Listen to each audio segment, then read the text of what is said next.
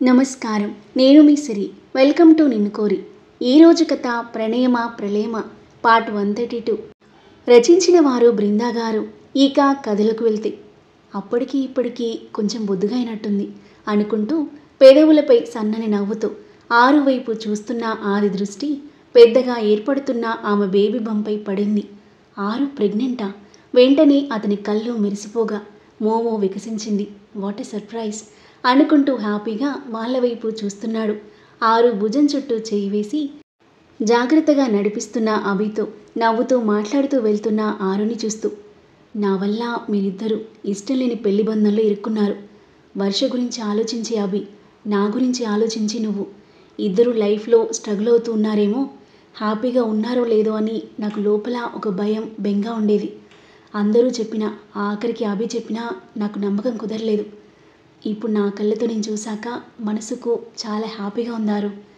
నీ లైఫ్లో నేను లేకపోయినా నిన్ను ప్రేమగా చూసుకునే అభి ఉన్నాడు.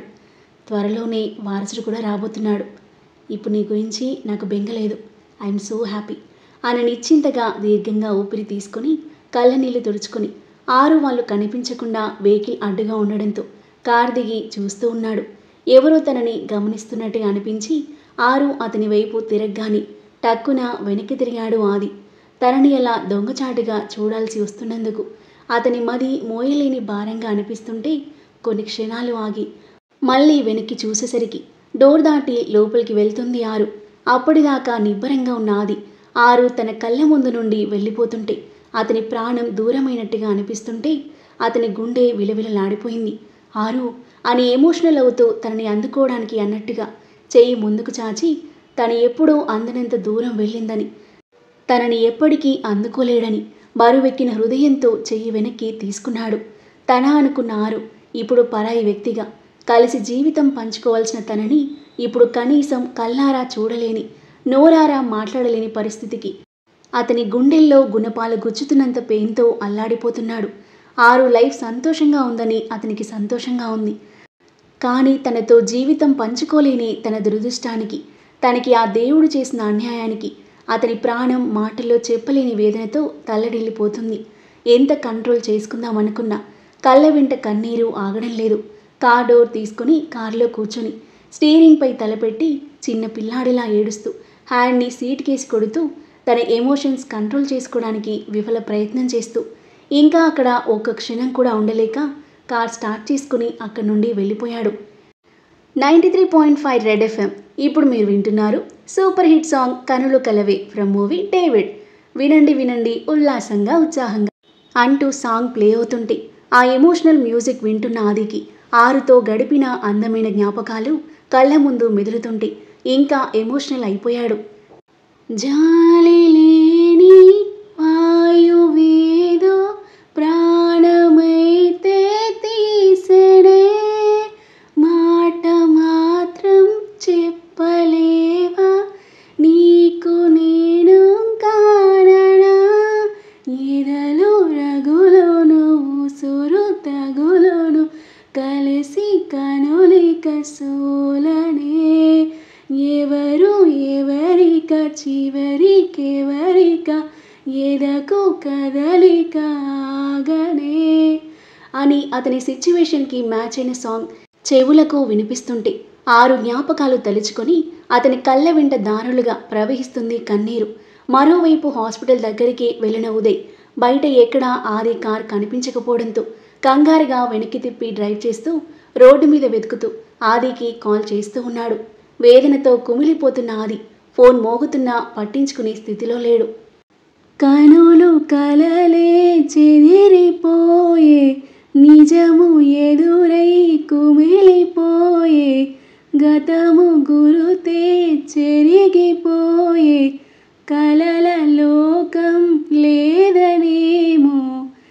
కళ్ళ వెంట కారుతున్న కన్నీరు తుడుచుకుంటూ తన అమ్మానాన్నల కోసం కష్టపడి బ్రతికించుకున్న తన ప్రాణాన్ని మళ్ళీ రిస్క్లో పడేయకుండా అంత బాధలోనూ జాగ్రత్తగా డ్రైవ్ చేస్తున్న ఆది నెక్లెస్ రోడ్డుకి చేరుకొని కారాపాడు.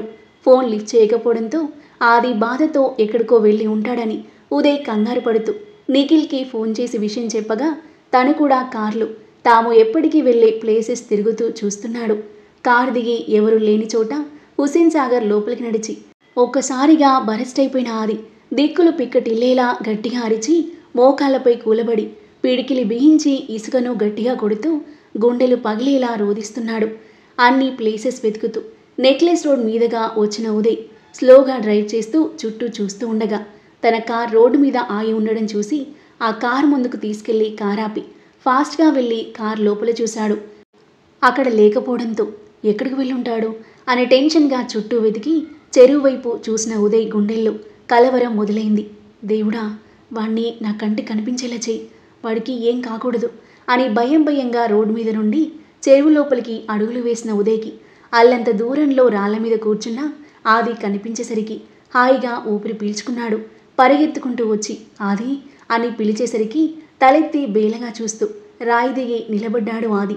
ఉదయ్ అతన్ని హత్తుకుని, ఏంట్రా ఇది, ఇలా చెప్పా పెట్టకుండా ఎటో వెళ్ళిపోతే నేను ఎంత టెన్షన్ పడ్డాను తెలుసా అని కళ్ళ నీళ్లు పెట్టుకొని అతన్ని వదిలి బాధతో నీరసంగా కనిపిస్తున్న అతన్ని చూస్తూ, తనని చూస్తే నువ్వు ఇలా అవుతావని తెలిసే నేను వద్దు అన్నాను.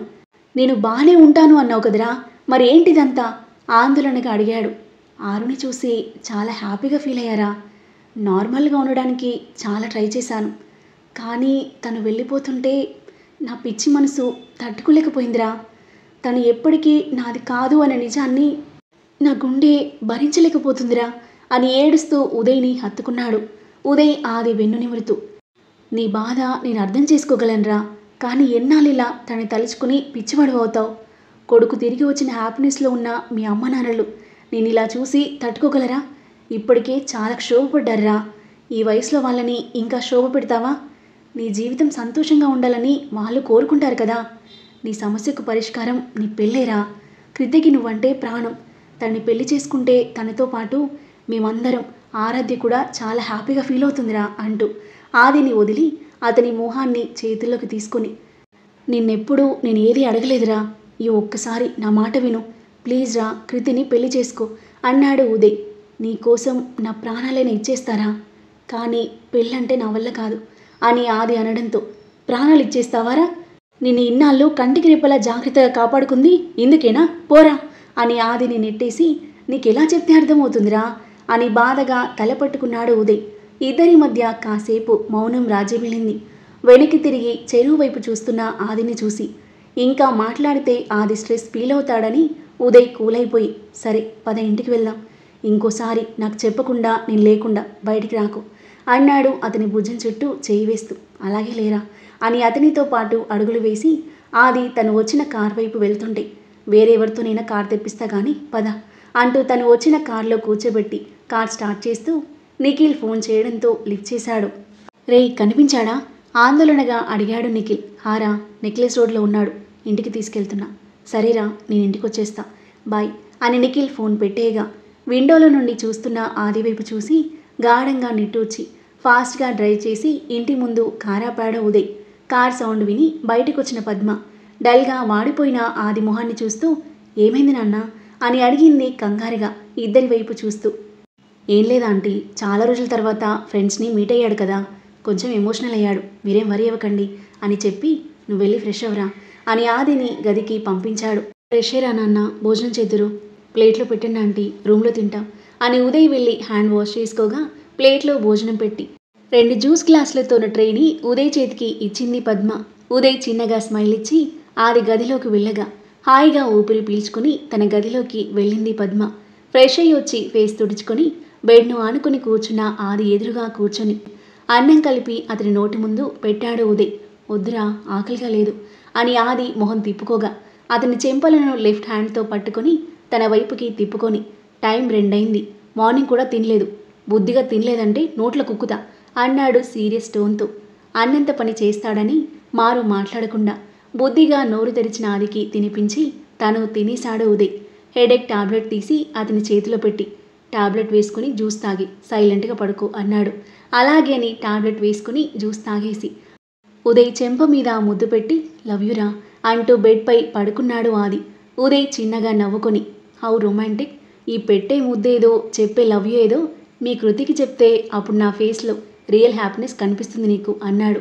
మౌనంగా ఉండిపోయిన ఆది జ్యూస్ తాగి చైర్ లాక్కుని కూర్చున్న ఉదయ్ని చూస్తూ, రే, ఒకవేళ ఆరు నన్ను చూసుంటే తన రియాక్షన్ ఎలా ఉండేదిరా? సంవత్సరం గడిచిపోయింది. ఆల్మోస్ట్ 14 మంత్స్ అంటుండగానే 14 మంత్స్ కాదు 6 మంత్స్ అన్నాడు ఉదయ్. 6 మంత్సా? కనుబొమ్మలు ముడివేసి అర్థం కానట్టుగా చూశాడు ఆది. అవును, ఆరాధ్య నిన్ను చూడక 6 మంత్స్ అవుతుంది, 14 మంత్స్ కాదు అనగానే షాక్ అవుతూ బెడ్ మీద నుండి దిగ్గున లేచి కూర్చున్నాడు ఆది. ఏమంటున్నావురా? అంటే ఆరు మధ్యలో నన్ను చూసిందా? నమ్మలేనట్లుగా అడిగాడు ఆది. అవును, నీ సర్జరీకి ముందు అభి వచ్చాడు కదా, అప్పుడు అనుకోకుండా అభి కోసం పూణే వచ్చింది తను. అభికి తెలియకుండా మన ఫ్లాట్కి వచ్చింది. నిన్న ఆ పరిస్థితిలో చూసి తట్టుకోలేకపోయింది. ఏడ్చి ఏడ్చి స్పృహ తప్పిపోతే అభి హాస్పిటల్కి తీసుకెళ్ళాడు. నువ్వు ఆ టైంలో మత్తుగా పడుకున్నావు కాబట్టి నీకేం తెలియలేదు. ఉదయ్ చెప్తుంటే కళ్ళ నీళ్లతో ఆవేదనగా చూస్తూ, మరి నాకెందుకు చెప్పలేదురా అని అడిగాడు. ఇదిగో, ఈ రోజులాగే పిచ్చివాడవై రోడ్లు పట్టుకుని తిరుగుతావని చెప్పలేదు. నోటి మీద చేయి పెట్టుకుని మౌనంగా రోధిస్తున్న ఆదిని చూస్తూ, రే ఆది, నీ విషయంలో ఆరు చాలా బాధపడుతుందిరా. నువ్వు పెళ్లి చేసుకుని లైఫ్లో హ్యాపీగా ఉంటే తను చాలా హ్యాపీగా ఫీల్ అవుతుంది అన్నాడు. ఆది ఏమీ మాట్లాడకుండా సైలెంట్గా బెడ్పై పడుకోగా, నీకు తెలియాలని చెప్పాను, మళ్ళీ ఆలోచించి మైండ్ పాడు చేసుకోకు అన్నాడు. అతని తల మీద చేయి వేసి చిన్నగా తలాడించి కళ్ళ నీళ్లు తుడుచుకొని ఆది సైలెంట్గా పడుకోగా అతను నిద్రలోకి జారుకున్నాడని కన్ఫర్మ్ చేసుకున్నాక డోర్ దగ్గరగా వేసి బయటికి వెళ్ళేసరికి నిఖిల్ ఎదురుగా వస్తూ కనిపించాడు. ఎలా ఉన్నాడ్రా అడిగాడు టెన్షన్గా. ఇప్పుడు ఓకేరా అని మాట్లాడుతూ బయటికి నడిచి గార్డెన్లో కూర్చున్నారు.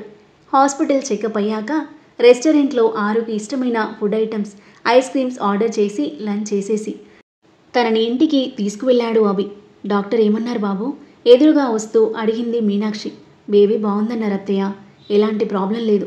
ఆరుని లిక్విడ్స్ ఎక్కువగా తీసుకోమన్నారు. అలాగా, సరే బాబు అంది చిన్నగా నవ్వుతూ. ఆరుని లోపలికి తీసుకెళ్లి బెడ్కి ఆనించి కూర్చోబెట్టి నిఖిల్ ఫోన్ చేయడంతో లిఫ్ట్ చేసిన అభి నిఖిల్ ఆది గురించి చెప్పిన విషయం విని ఆరు వైపు చూసి చిన్నగా నిట్టూర్చి, ఓకేరా నేను వస్తున్నాను అని ఫోన్ పెట్టేశాడు. ఏమైంది అభి? ఆఫీస్లో మీటింగ్ ఉంది, వెళ్ళాలి అని ముందుకు వంగి ఆమె నుదుటిన ముద్దు పెట్టి, కాసేపు రెస్ట్ తీసుకో, నేను మళ్ళీ వచ్చేస్తాను అని చెప్పాడు. అలాగే అభి అని పడుకున్న తనకి బెడ్షీట్ కప్పి బాయ్ చెప్పి కార్లో ఆది ఇంటికి స్టార్ట్ అయ్యాడు అభి. నిఖిల్తో మాట్లాడుతున్న ఉదయ్ కృతి కాల్ చేయడంతో లిఫ్ట్ చేశాడు. హలో ఉదయ్ సార్, ఎలా ఉన్నారు? ఆది సార్ ఎలా ఉన్నారు? కంగారుగా అడిగింది. బాగానే ఉన్నాం కృతి, ఏమైంది? ఎందుకు టెన్షన్ పడుతున్నావు? మార్నింగ్ నుండి ఆది సార్కి కాల్ చేస్తుంటే లిఫ్ట్ చేయట్లేదు, భయం వేసి మీకు ఫోన్ చేశా. బాగానే ఉన్నారు కదా అడిగింది ఆందోళనగా. ఉదయ్ నిట్టూరుస్తూ, బాగానే ఉన్నాడు కృతి, ఫోన్ సైలెంట్లో పెట్టి పడుకున్నాడు, అందుకే లిఫ్ట్ చేయలేదు అంతే. అమ్మయ్యా, అంతేనా అని హాయిగా ఊపిరి తీసుకొని, ఇంట్లో అందరూ బాగున్నారా సార్ అని కాసేపు మాట్లాడి ఫోన్ పెట్టేసింది కృతి. ఉదయ్ నిఖిల్ వైపు చూస్తూ, ఈ పిల్లేమో వీడి గురించి ఎప్పటికీ ఆలోచిస్తూ తపన పడుతుంటే వీడేమో అంటూ అభి రావడం చూసి ఆగిపోయాడు ఉదయ్. ఎలా ఉన్నాడు వాడు అడిగాడు అభి లోపలికి నడుస్తూ. బాగానే ఉన్నాడురా, తిని టాబ్లెట్స్ వేసుకుని పడుకున్నాడు అని చెప్పాడు ఉదయ్. అభి ఆది గదిలోకి వెళ్ళి పడుకున్న అతని తల మీద చెయ్యి వేసి నిమురుతూ చూస్తుంటే, వీడి ప్రాబ్లంకి సొల్యూషన్ ఏంటి అభి? ఎంత చెప్పినా వినట్లేదు. కృతి ప్రేమ అర్థమైంది, తనని డైరెక్ట్గా రిజెక్ట్ చేయలేకపోతున్నాడు, అలా అని యాక్సెప్ట్ కూడా చేయలేకపోతున్నాడు. ఏం చేద్దాంరా అడిగాడు నిఖిల్ అభి భుజం మీద చేయి వేసి. అభి ఉదయ్ నిఖిల్ వైపు తిరిగి, వాడి గురించి ఇక వరి అవ్వకండి, నేను చూసుకుంటాను, అతి త్వరలోనే కృతితో పెళ్లికి ఒప్పుకుంటాడు అంటూ అభి బయటికి నడుస్తుంటే ఉదయ్ ఆశ్చర్యంగా చూస్తూ, ఎలా ఒప్పుకుంటాడు? ఏం చేయబోతున్నావు అభి అని అడిగాడు ఉదయ్. నిఖిల్ ఉదయ్ భుజం చుట్టూ చేయి వేసి, వాడు చెప్పాడంటే 100% జరిగి తీరుతుంది, ఏం చేస్తాడో మనం ప్రశాంతంగా చూస్తూ ఉందాం అన్నాడు. అలాగేరా అని ఉదయ్ నిశ్చింతగా స్మైల్ ఇచ్చాడు. పద్మ ఇచ్చిన టీ తాగేసి కాసేపు మాట్లాడి అభి నిఖిల్ వెళ్ళిపోగా ఆది దగ్గరికి వచ్చి చేరాడు ఉదయ్. సాయంత్రం 6 గంటలు కేఫ్లో కూర్చున్నారు ఆది ఉదయ్. ఆర్డర్ చేసిన కాఫీ రాగా తాగుతున్న ఆది ఉదయ్ మాటి మాటికి ఎంట్రన్స్ వైపు చూస్తుండడం గమనించి, ఎవరొస్తున్నారా అని అడిగాడు. అభి అని బదిలిచ్చి కాఫీ ఫినిష్ చేసి పక్కన పెట్టాడు ఉదయ్. కాసేపటికి కేఫ్ ముందు కారాపి ఆరుతో పాటు కేఫ్ లోపలికి ఎంటర్ అయ్యాడు అభి. ఆరు తల తిప్పి అతని వైపు చూస్తుంటే భరోసాగా ప్రశాంతమైన నవ్వుతో కళ్ళు మూసి తెరిచి ఆమె భుజంపై తట్టి వెళ్ళు అన్నాడు. ఆరు గట్టిగా ఊపిరి తీసుకొని ఆది వాళ్ళ వైపుగా వెళ్తుంటే వెనుక చేతులు కట్టుకుని నిలబడ్డాడు అభి. వాళ్ళని గమనించిన ఉదయ్ అదిగో వచ్చేశారు అనడంతో అటువైపు చూసిన ఆది ఎదురుగా వస్తున్న ఆరుని చూసి ఒక్కసారిగా సర్ప్రైజ్ అయ్యి ఆశ్చర్యంతో కళ్ళు పెద్దవి చేసి ఉదయ్ వైపు చూశాడు. ఉదయ్ చిన్నగా స్మైల్ ఇచ్చి అతని భుజంపై తట్టి అక్కడి నుండి అభి దగ్గరికి వెళ్ళిపోగా దగ్గరకొస్తున్న ఆమెను చూసిన ఆది గుండె మిక్స్డ్ ఎమోషన్స్తో ఉక్కిరిబిక్కిరి అవుతుంటే చైర్ల నుండి లేచి చెట్ల వైపుకు తిరిగి నిలబడి చేతులు నలుపుకుంటూ ఉన్నాడు. ఉదయ్ అభిని హత్తుకుని వదిలి థ్యాంక్స్ అన్నాడు. అభి చిన్నగా స్మైల్ ఇచ్చి ఉదయ్తో పాటు బయటికి నడిచాడు. 6 అడుగుల సవ్వడి అది దగ్గరగా వినిపిస్తున్న కొద్దీ అతని గుండె వేగం అంతకంతకు పెరిగిపోతుంది. ఆది ఇన్నాళ్ళ తరువాత 6 తీయని పిలుపు అతని చెవికి చేరగా అతని కళ్ళలో కన్నీళ్లు చేరాయి. గుండెపై చేయి వేసుకుని గట్టిగా ఊపిరి తీసుకుని మెల్లిగా 6 వైపు తిరిగాడు. ఆ తరువాత ఏం జరగబోతుంది? అభి 6కి ఏం చెప్పాడు? 6 ఆదితో ఏం మాట్లాడబోతుంది? వాళ్ళిద్దరి మధ్య సంభాషణ ఎలా ఉండబోతుంది? ఆది కృతితో పెళ్లికి ఒప్పుకుంటాడా? అద్భుతమైన కథనంతో ఊహించిన ట్విస్ట్లతో ఇంట్రెస్టింగ్గా సాగే ఈ కథ యొక్క నెక్స్ట్ ఎపిసోడ్ కోసం మన నెక్స్ట్ వీడియో చూడండి. కథ నచ్చితే లైక్ చేసి కామెంట్ చేయండి. ఇంకా ఇలాంటి ఇంట్రెస్టింగ్ స్టోరీస్ కోసం మన ఛానల్ని సబ్స్క్రైబ్ చేయండి. Thank you for listening.